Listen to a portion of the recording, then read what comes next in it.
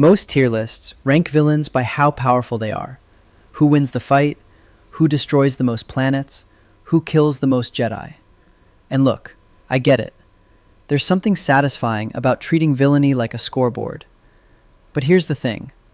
That approach confuses power with quality. It mistakes accomplishment for artistry. And it consistently undervalues one of the best written antagonists in the entire Star Wars franchise, Cad Bane. If you've spent any time in Star Wars comment sections, you've seen the argument play out. Someone posts a tier list. Bane lands in A tier, maybe B tier, and immediately the comments flood with variations of the same frustration. How is Cad Bane not S tier? You're ranking by power, not by actual character quality. Bane's writing is elite level. What are we even doing here? These fans aren't wrong. They've been right all along. And today, we're going to prove it. Not by arguing about combat feats or who would win against whom, by examining what actually matters. The writing, the character development, the craft that went into creating a villain so compelling that he made Jedi nervous despite not having a single Force-sensitive bone in his body. This is the case for why Cad Bane should easily be S tier, and why the fans demanding this placement have been vindicated by the evidence all along. Let's start at the beginning. Season 1 finale of The Clone Wars. Hostage Crisis. March 2009. The episode introduces Cad Bane not with a slow build or mysterious teases, but with immediate, audacious action. A cold, calculating Duros bounty hunter walks into the Galactic Senate itself, the seat of Republican power, surrounded by security, crawling with Jedi, and takes hostages. Think about what the writers were doing here. Star Wars villains, up to this point, operated on a certain logic. The dangerous ones had the Force. Palpatine manipulated from the shadows. Vader choked admirals who disappointed him. Maul twirled a double-bladed lightsaber. The franchise had established, across 3 films and decades of expanded universe content, that real threat came from Force users. Everyone else was fodder. Cad Bane walked into that paradigm and broke it in his very first episode. He infiltrated the Senate with a small team, took senators hostage. And here's the detail that matters. He outmaneuvered Anakin Skywalker himself, not through overwhelming firepower, not through numbers, through meticulous planning, contingency systems, and a complete refusal to underestimate his opposition. By the time the episode ends, Bane has extracted the release of crime lord Zero the Hutt and walked out with exactly what he came for. No Force user had to bail him out. No Sith Lord was pulling strings. Just competence. Pure, undiluted competence from a mortal man operating in a galaxy where gods walked among mortals. That debut established everything that would make Cad Bane exceptional. The writing understood something crucial from the very beginning. His power wasn't raw strength. It was preparation. It was intelligence. It was the chilling certainty that he'd already thought 3 moves ahead of whatever you were planning. And then there's the aesthetic. Wide-brimmed hat evoking classic Western outlaws. Red eyes against blue skin making him instantly recognizable in any frame. That voice, Corey Burton delivering a gravelly Clint Eastwood drawl that dripped with menace and dark charisma. Every design choice communicated the same message. This is a gunslinger, an outlaw, the kind of character who walks into town and makes everyone nervous not because of what he is, but because of what he's willing to do. The Western influences weren't accidental. Star Wars has always drawn from genre traditions. Samurai films for the Jedi, World War II dogfights for space battles, Flash Gordon serials for the pulp adventure energy. Cad Bane pulled from Sergio Leone, from Clint Eastwood's Man with No Name, from the cold-eyed killers who populated spaghetti westerns and made audiences understand that the most dangerous person in the room might not be the biggest or the strongest, but the one who'd already decided you were dead before you even reached for your gun. This is character design working in harmony with character writing. The visuals told you who Bane was before he spoke a word, and then the scripts delivered on every promise that design made. But Hostage Crisis was just the introduction. The writing deepened across subsequent seasons, building Cad Bane into something the franchise had rarely attempted, A villain whose threat wasn't measured in force lightning or lightsaber prowess, but in the uncomfortable certainty that when he walked onto screen, you genuinely didn't know if the heroes would win.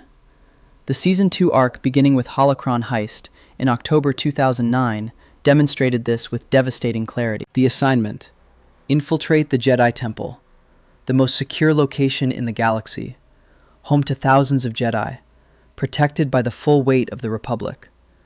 A place so sacred and so defended that no enemy had successfully breached it in living memory.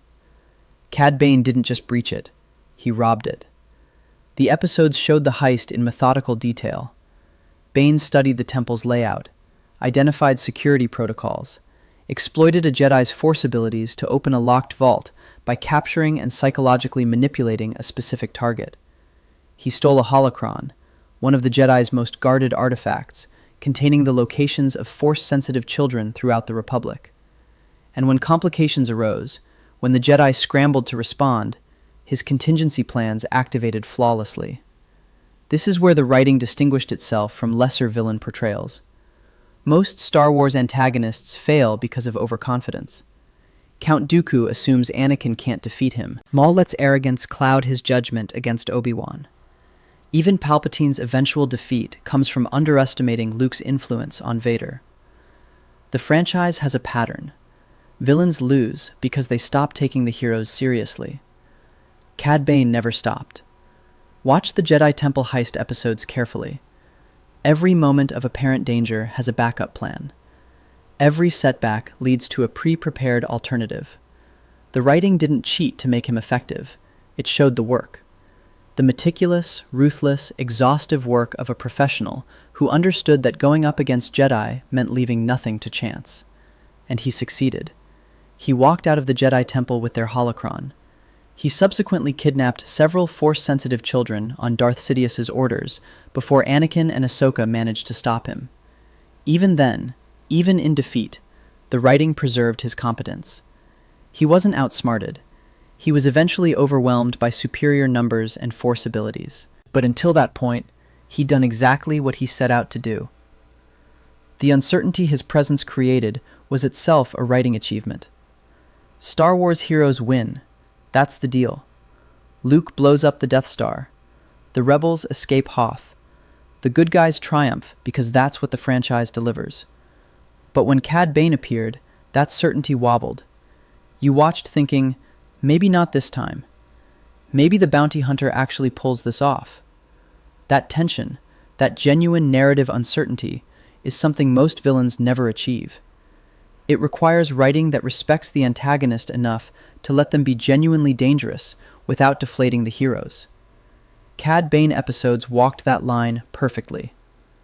But the writing's finest achievement with Cad Bane wasn't any single heist or kidnapping. It was his relationship with young Boba Fett. The Season 2 finale, Death Trap, aired in April 2010 and introduced teenage Boba, angry, grieving his father Jango's death at Mace Windu's hands, desperate for revenge. This wasn't the silent, competent bounty hunter audiences knew from The Empire Strikes Back. This was a child consumed by rage, making mistakes, letting emotion override judgment. Cad Bane saw an opportunity. Over subsequent episodes, Bane took Boba under his wing. The dynamic crackled with complexity. On the surface, a mentor teaching an apprentice. But the writing never let audiences forget Bane's nature. He wasn't doing this out of kindness. He wasn't moved by Boba's tragedy. He recognized potential value in a young man with useful skills and a famous name, and he exploited that value while teaching Boba the ruthless code of bounty hunting. Their scenes together revealed layers in Bane's character that pure antagonism couldn't. He had patience. He had a philosophy, twisted, mercenary, but coherent. He believed in professionalism, in completing contracts regardless of personal feeling, in the cold calculus of reputation and compensation. And he transmitted that philosophy to Boba, shaping the boy into something harder than grief alone could forge. This is mentor-villain writing at its finest. The relationship served both characters. Boba's arc toward becoming the hunter we'd eventually see in the original trilogy, and Bane's role as the crucible that formed him. It gave Bane emotional stakes beyond payment. It showed him as more than a collection of cool moments. It made him integral to the larger Star Wars story in a way that transcended his individual episodes. An unfinished story arc that was scripted but never animated during the show's original run before its cancellation by Cartoon Network in 2013 would have completed this relationship. The scripts detailed their eventual falling out, the moment when student and teacher came into conflict. And in that confrontation, Bane would shoot young Boba and leave the dent that appears on the adult Boba Fett's iconic helmet. Think about what that means. One of the most recognizable pieces of imagery in Star Wars, the dent in Boba Fett's helmet, visible in every frame of The Empire Strikes Back, was meant to come from Cad Bane. The writing had connected these characters so thoroughly that Bane's legacy would be literally worn by Boba for the rest of his life. Every time audiences saw that helmet, they were seeing Cad Bane's influence. The arc was never animated in the Clone Wars original run, but the scripts existed. The intention was clear. And when evaluating writing quality, we have to acknowledge that the groundwork for this mythic connection had already been laid. The Clone Wars cancellation left Cad Bane's story incomplete, but 4 seasons of material had established him as arguably the best-written non-Force-sensitive villain in the franchise. That's not nostalgia talking. That's an evaluation of what the writing actually accomplished. Consider the competition. What other non-Force-sensitive villains does Star Wars offer? Jabba the Hutt operates as a static obstacle. Boba Fett in the original trilogy had presence, but almost no dialogue or development. The various Imperial officers blur together into bureaucratic sameness. Director Krennic in Rogue One has moments of personality, but limited screen time for real depth. Cad Bane got seasons, arcs, relationships, growth. The writing invested in him with a consistency and ambition it rarely extended to characters outside the Force user hierarchy. And the investment paid off in a villain who transcended his initial cool bounty hunter premise to become something richer, a complete character with a philosophy, a legacy, and a role in shaping the saga's larger story. When the Bad Batch brought him back, the character carried all of that development forward. His appearance in the series continued his arc, showing an older Bane still operating by the same cold professionalism that had defined him in the Clone Wars. The writing maintained his competence, his threat level, his unsettling ability to make even hardened clones nervous. He wasn't diminished by time or reduced to a cameo nostalgia play. He remained the bounty hunter who made the galaxy's most dangerous people uncomfortable. That consistency matters when we're evaluating writing quality. A character who works in one context but falls apart in another reveals weaknesses in their conception. Cad Bane worked across different series, different time periods, different writers, because the foundational writing had established something durable, something real. Now let's address the bantha in the room. The Book of Boba Fett, the death scene, the controversy. If you've talked to Cad Bane fans about this, you've heard the frustration. A character built over years of careful development, killed in a moment that many felt didn't honor his legacy. The duel with Boba was quick. The ending felt rushed. Viewers who'd invested in Bane's writing for over a decade watched him go down and felt like something had been taken from them. I'm not going to pretend that frustration isn't valid. The death sequence had problems. The pacing didn't give the confrontation the weight it deserved.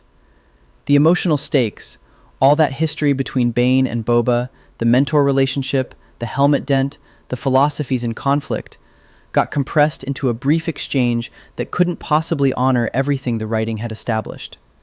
Fans who wanted a finale worthy of Bane's development got something that felt inadequate. But here's where I push back against using that death as evidence against his S-tier placement. A disappointing ending doesn't erase the writing that came before it. 4 seasons of Clone Wars material. His return in the Bad Batch. Every episode where he infiltrated impossible locations, completed contracts everyone else would have failed, and made the galaxy's most powerful Force users actually nervous.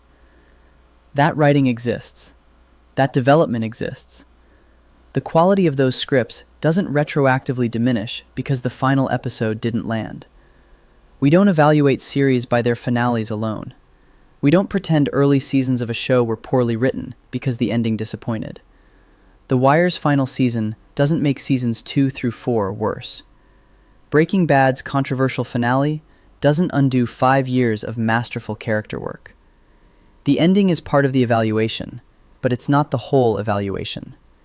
Cad Bane's writing should be judged across his entire presence in the franchise, not just his last scene. And across that full body of work, the character demonstrates excellence that most Star Wars villains never approach.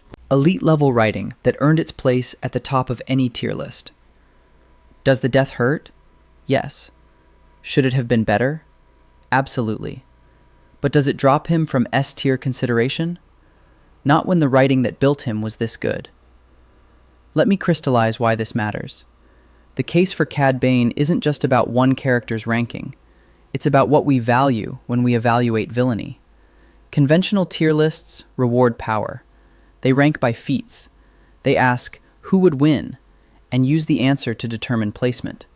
That methodology consistently disadvantages characters like Bane, characters whose excellence comes from writing rather than strength, from development rather than destruction. But think about why villains actually become memorable. Nobody quotes Emperor Palpatine because of his Force abilities. They quote, "Do it," and "unlimited power," because those are brilliant lines delivered at perfect moments. Nobody loves Darth Vader because he could defeat most Jedi in combat. They love him because of Anakin's tragic fall, the father-son dynamic, the redemption that "I am your father" ultimately led to. The craft of character writing, not the scale of power, creates villains who endure. By that standard, the only standard that actually measures quality, Cad Bane ranks among the franchise's best. He made audiences feel something they rarely felt in Star Wars: genuine uncertainty about whether the heroes would win. He had relationships that mattered, philosophies that cohered, and development that paid off across multiple seasons and series. He proved that you don't need force powers to be threatening. You need writing that respects your intelligence, preparation, and willingness to be absolutely ruthless in pursuit of your goals. The fans who've been fighting for Cad Bane's S-tier placement in comment sections for years understood something the tier lists kept missing. They saw past the power scaling to the actual quality of the character. They recognized that a mortal bounty hunter who makes Jedi nervous is more impressive from a writing perspective than yet another Force user who wins through overwhelming supernatural advantage. This video is their vindication. So where does this leave us? Cad Bane should easily be S-tier. The evidence is overwhelming. His debut established a new template for non-Force-sensitive villainy. His subsequent episodes developed that template with meticulous attention to competence, planning, and genuine threat. His relationship with young Boba Fett connected him to the larger saga in ways that transcend his individual episodes. His consistency across multiple series demonstrated writing that worked regardless of context. And yes, his ending was disappointing. But that disappointment exists alongside more than a decade of excellence. It doesn't erase it. It doesn't diminish it. It's a single flaw in an otherwise exceptional body of work. The methodology matters. When we rank villains by writing quality instead of power levels, we get results that actually reflect what makes characters memorable. Cad Bane isn't S-tier because he could defeat anyone in a fight. He's S-tier because the writing made him genuinely threatening, consistently interesting, and emotionally resonant across years of Star Wars content. That's the standard. That's what separates excellent villain writing from mere spectacle. If you've ever felt frustrated that Cad Bane gets ranked below characters with better combat feats but worse development, this was for you. If you've ever argued in comment sections that writing matters more than power scaling, you were right. And if you've ever wanted someone to finally acknowledge that the bounty hunter who made Jedi nervous deserves his place among the elite, consider this that acknowledgement. Cad Bane, S-tier, not even close. Drop a comment with your take on this. I want to hear from the fans who've been making this argument for years. What did I miss? What would you add? Which other villains deserve reevaluation using this methodology? Subscribe for more content like this. We'll keep ranking by what actually matters.